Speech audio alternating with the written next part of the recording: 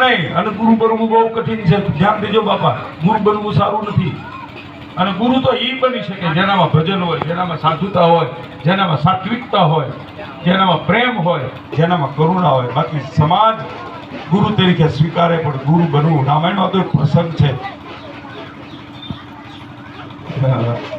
રામની પાસે કૂતરો આવીને ફરિયાદ કરે છે, એક સાધુએ મને લાકડી મારી.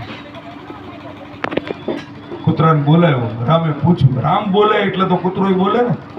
હે ભાઈ, તને કેમ રડવા મળ્યો, ભોંકવા કેમ મળ્યો? બોલે, મને પહેલા સાધુ મહારાજે લાકડી મારી, એને કરડ્યો નથી, એને ભસ્યો નથી, પાછળ દોડ્યો નથી, અને મારે મહારાજે મને લાકડી મારી. તો શું કરવું છે? બોલે, રાજા તમે છો, ન્યાયાધીશ તમે છો, કંઈક શિક્ષા કરો. બોલે, તું બોલી શિક્ષા કરવી છે. કૂતરાએ કીધું, તો એક કામ કરો, એને ગુરુ બનાવી દો, એને સમાજનો આગેવાન બનાવી દો, એને પ્રમુખ બનાવી દો, એને મહંત બનાવી દો, એને ગુરુ બનાવી દો. કેમ ભાઈ, તને લાકડી મારી તો એને ગુરુ બનાવવાની વાત કરે છે? બોલે, મહારાજ માફ કરજો ભગવાન, પહેલા હું ગુરુ જ હતો, હું મહંત હતો, મેં બીજાનું બહુ ખાધું અને મારી દશા થઈ, મારો કૂતરો થયો. એટલે મારી મૂળ વાત, સાધુ થવું, ગુરુ થવું બહુ સારી વાત હતી. મેં કોઈને આપ્યું નહીં, મેં કોઈને ખવડાવ્યું નહીં, એમાં દશા થઈ, મારે કૂતરો થવું.